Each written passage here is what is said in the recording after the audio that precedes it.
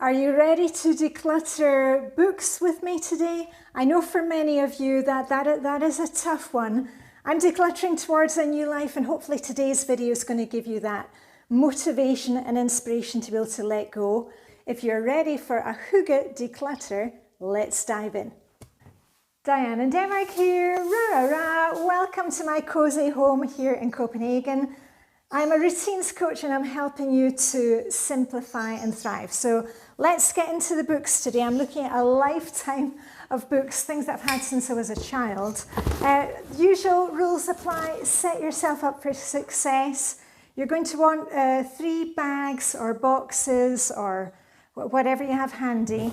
1 bag or box for your donations, things that we're letting go, passing on to somebody else. 1 bag or box for any rubbish or recycling that you're going to find today, and 1 bag or box for items that have ended up here and need to go home somewhere else. And last time we were talking about books, let me just move you down a wee bit, there we are. I was doing all my cookbooks. I let go of all my cookbooks, and I wanted to give you a wee update on what happened with all my recipes. I had recipe folders, but I've taken all, I've gathered together all my books that I've had since I was a child, and I'm just going to go through them one by one. And I've mentioned before that hubby and I were decluttering towards a new life. We are moving into a smaller place, hopefully next year, in the centre of Copenhagen. We're moving from, let me just get the figures, from this place is 360 square meters, which is 3,800 feet. Is that right? And we'll be moving to probably like 100 square meters, which is 1,000 feet. So a lot has to go. But I'm actually finding it really easy to let go of things. Mum died over the summer, and I've really found out that the best things in life are not the things, and I don't need to hang on to everything. So. Brown Mouse, this is a book that I got from one of my aunties, and I loved that book as a child, but no, I don't need to keep everything from my childhood. One of the first books that I really enjoyed more as a teenager, Molly Weir, Shoes Were for Sunday, that can go. I've also got one that I won at school, Mary Stewart, and I got that, I won't show my name, my full name here, but I got it as a prize for geography and French. So that one can go. I've got some box sets from when I was a child, and I think what has happened with these things is I had them, and then when I moved, I'm Scottish. I was born in Edinburgh, and I worked in Edinburgh until I was 21. Then I moved to the European Court of Justice to work for the British judge at the European Supreme Court. And I think I moved some of these things, and then they've just always kind of moved with me, and I've held on to them because. So this is a Roald Dahl box set that can also go. Did you still have your childhood books? A Spike Milligan one. And a ridiculous box that was kind of fun poetry for kids. But no, and now that I see these, I think, no, why have I held on to them? Oh, this is a great book, Whiskey Galore. I haven't managed to see the new version of the film by Compton Mackenzie. And I actually have a copy of this over at our summer house in Sweden. I don't need to keep this one, and I'm actually going to repair it. I'm going to stick some tape together, and that's going in the bag for our next swap party, because we'll have another swap party coming up. If you want to see how we organise our swaps here, I've got a whole playlist, and we don't just swap clothes, we swap books, children's toys, cookware, sports gear, all that stuff. And anything that isn't taken from the swap, that is given to charity or a shelter or the book exchange. So it's all going to a good place. I'm going to move over to the shelves there, but this is a few more of my childhood ones. Okay, who remembers these from previous declutters? They always made the cut, and I love this detective's handbook. And I used to have such, when I was small, I wanted to be a detective or a spy. I was really into Charlie's Angels, Starsky and Hutch, all that kind of thing. And I love all the Agatha Christie books I've read over and over and over, and all the Agatha Christie TV, and I love cozy crimes. I'll put up a little sheet here that you can see all the kind of things that I watch, cozy crimes on the TV. No, I don't like the gory stuff. And you know what? I think I'm going to keep the detective's handbook. And in here, I've also got my original, what do you call it, bookmark. I'm Cancer the crab. I'm going to hold on to that. But this Disguise and Makeup is actually part of this book. Oh, these are such great books. They're so funny, the old Usborne books. But this one can go. This is the only one that's staying so far. Oh, and two more from my childhood. And I just want to say here, if you have come to this video thinking, I don't have any books, don't have a problem with books, but maybe your other half, your better half has a problem, or the kids have a problem, I just want to encourage you to keep decluttering your stuff, because they really get on board with it in the end. Like last week, was it the week before, when we had Potato Week, the school's holiday. My son was here and my daughter came round as well, and we were going through books, and the kids, they are looking at all their childhood books, and my husband, who's the one who has all the books here on the shelves, he said to my son, oh yeah, because my son was looking for some more books. I'll show you here, I videoed it, all these books he is letting go of. And hubby also said to me, oh yeah, you're going to the swap party soon, aren't you? And I was like, yeah.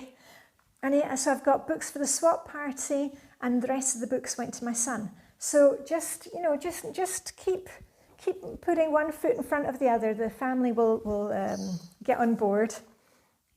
Right, two of the last ones from when I was a child. Okay, this is Jolly Jingles annual.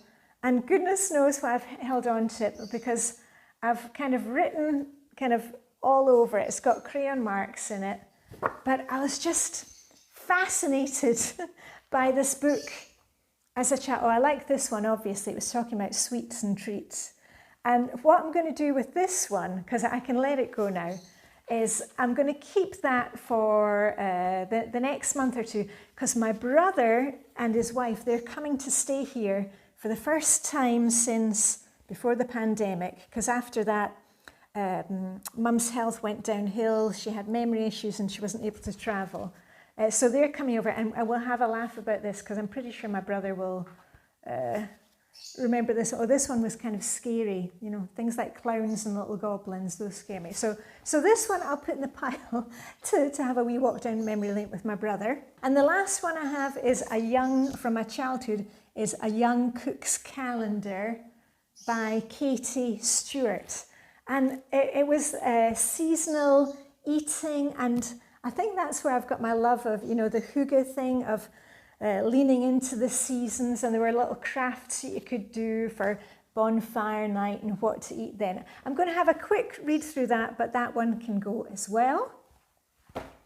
Whew, and then let's fast forward to what I have on the shelves here. Oh, and before I move from here, because I'm looking behind me, do you remember I did the big DVD clear out? And I've taken all the DVDs that we had. Remember the ones that you saw me decluttering? I talked to the kids, and we've decided that some of the ones that we had, like Red and you know, Hot Fuzz, all those ones, we've put those over in the summer house in Sweden, and the ones that we had over in Sweden that we didn't like so much, those have gone to the charity shop.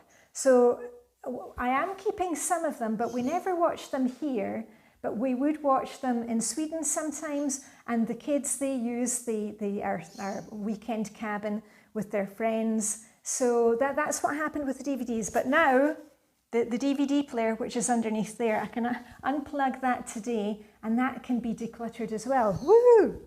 And Thoroughly Modern Millie, that's a definite keeper for the DVDs. and the Jeeves, brilliant, brilliant. Those are going to Sweden to the weekend cabin that we have. And if you want to see the weekend cabin, I've got a video about that.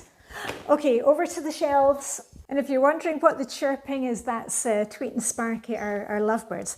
Now, hubby has a lot of books. That's his thing. He gets to keep his books. He reads his books. He refers to his books. He lends them out to friends.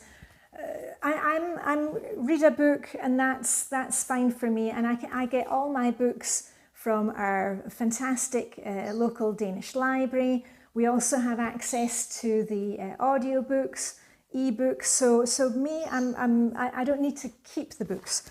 So here we go, because some books, come a little closer. Let me see. I can put the ones that I'm not keeping. I'll put that here. Okay, so these last shelves are mine. These two shelves are mine. Okay, this is the complete works of Benny Andersen, who was a famous Danish poet, songwriter, and those I'm ready to let go of now. Well, it was fun to have them, but those are going. Okay, now Simon Brett, one of my favourite authors. But I don't need to keep the books, and I can get them all from the local library. And as I said, I don't reread. The only ones that I kind of reread coming up. So this one can go. This one was a really great read, Miss Anna Dean. And it's a shame the author didn't write many more. I've read a couple in the series. This one is called A Woman of Consequence, and it's kind of like a cosy crime, The Investigations of Miss Dido Kent. Oh, hold on. You can probably... I'll see if I can get Tweet and Sparky to pipe down a bit. So funny, they always want to get into the action. Okay, Atomic Habits. You know I love this book. I've talked about it at length. It really gives us insight into why the routines work, why the Flylady system works. Brilliant book. Someone else will enjoy that. Okay, now, the tough ones, P.G. Wodehouse. And I've got these, I actually gave some of the P.G. Wodehouse ones to my son, because my son likes P.G. Wodehouse.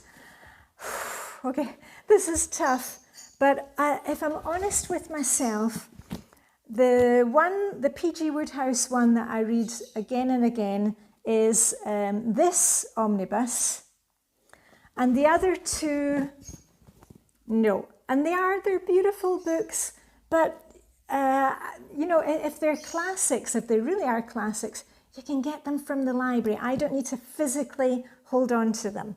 So those are good. And it's so funny, you know, when I read P.G. Wodehouse, I actually can't read it just before I go to sleep, because it kind of, you know, I start laughing. My husband always says, "What?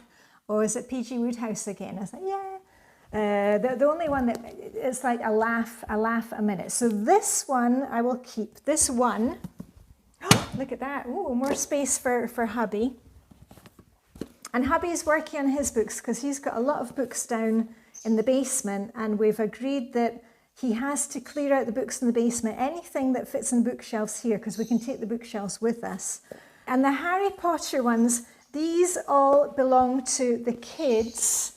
And they've already said that they didn't want a big box set, so that has already gone. I love it that our kids love their books too. My daughter went to a lecture in Copenhagen this week by Margaret Atwood, so definitely the books in our family is a thing. Ooh, big pile coming up. Okay, next one.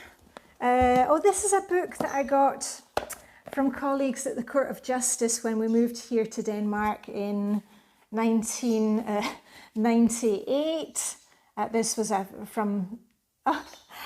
this is a message from my colleague Karen, who is Danish. She said, "Kære Diane, held og lykke med Danmark og danskerne," which means, "Dear Diane, is it 28th of May 1998?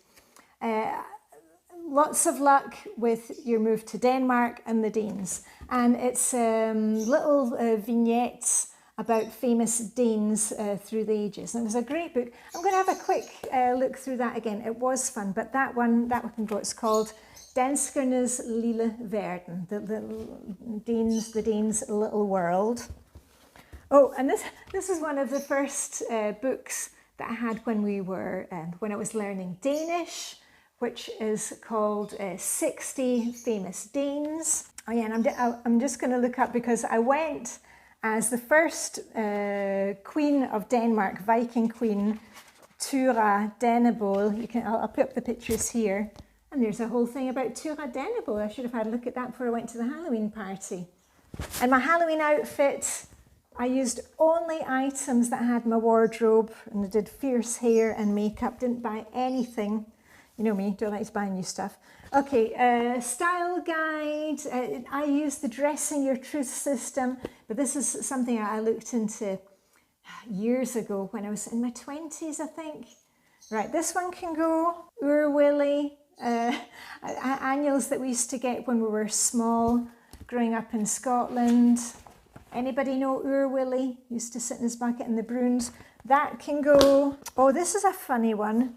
This is a book about the court. This is where I met hubby when we're working at the court. Maybe hubby wants to keep that. That's actually quite funny, with drawings of the people who work there, and oh gosh, Ivano Stella. I remember him. He was the one that organised the printing of all the judgments. It'll be all electronic now, I'm sure. Anyway, I'll check with hubby about that one. Maybe he wants to keep that one. Okay, more prizes that I won at school. And I won this one. I was proxime accessit to the ducks. This one was the Oxford paperback dictionary. That can go. And Roger's Thesaurus for excellence in geography, French and German. Et voila. Okay, that one can go too. I used to love my thesaurus, but you know, everything's available online. Okay, these are books from my granddad. My granddad was a reader. You know, he checked books to make sure, he worked for printers. And I'm going to keep that one. I do like this book from my granddad. I actually used that in my first offices, because of course, you know, back then we didn't have access to anything online. I mean, it was my first job was in the days before electronic typewriters. Waverley by Sir Walter Scott. I don't know why we've got that one. It didn't belong to my mum or anything. No, that one can go. My granddad's book, keeping that. And one last one here. The Onion. If you have a weird sense of humour, this was a fantastic book that I got for my son years ago, and it is fun, but somebody else will like that. Maybe a good Christmas gift for a teenager. And the last thing here is actually not a book, but it is photos. It's photos of the kids all through nursery and school. And that's one of the other things that I need to tackle. I've got like 4 boxes of photos from when I was a child, all the way through the kids, but that we will deal with on another day. Oh my word. Okay, so this is what is going so far. Two large piles. Whoop, put those to the side. And talking of photos, I've got some photos of the kids that we had in here. And I'm going to take those out of the frames. The frames will go to our next swap party. People are always looking for frames. And I have quite a lot of photos of the kids when they were small, with my dearly departed Danish father-in-law. And they are in frames, but they're not in display. They're in a drawer in the dining room. So I'm thinking probably next time that we're in the dining room, I will go through those. So have a wee think about that. And if you're following me for the Christmas planning, we've started the Christmas planning. I'm leading you through it. And each week you get a power task, which is some kind of cleaning or decluttering task. You get a planning mission, something to do with organising for Christmas. And you get a self-care prompt, which could be reading or seasonal reading. Before you know it, we're going to be decorating in these areas. I've just done a huge declutter of our Christmas decorations. So you might want to think about, what's in here at the moment. Are there things that you can let go of now and just spend a few minutes on it? And an update on the recipe books. Remember we're talking about all the recipe books that I had? Well, I had recipe books and I had all these old folders, and this is what is going. I had all these plastic inserts, old recipes. I mean, look at that. Whoop! All of this is going. And what I've ended up with, so that's all for recycling, paper recycling, plastic recycling. And what I've ended up with is this folder. Look at that, go me, go me. And what I've done with the folder, it's one of these ones that's got kind of a plastic pocket at the front. Remember that recipe, the first recipe that my husband ever cooked for me? Beef in a bowl. I tore it out of the book and I've put it here. So there you go. And in here I keep just what ideas for dinner for this week. And then I've just put it into different sections of savoury, menu plans, sweet things. And that is basically it. So woo, go me. So how do we do? Are we? How long have we been going? I think you need a little break now. I'm going to get on with my day, but I just wanted to encourage you to look at what you've got. Let go of what you can. Let's get it passed on to somebody else who is going to use it or love it. I'm going to play with Tweet and Sparky for a while because they obviously want my attention. And I shall see you very soon with more Christmas prep. Let me just grab my pom-poms. So all I've got left to say is live long and prosper. May the decluttering hygge be with you, and I'll see you very soon with the rah, rah, rah. Okay, bye for now.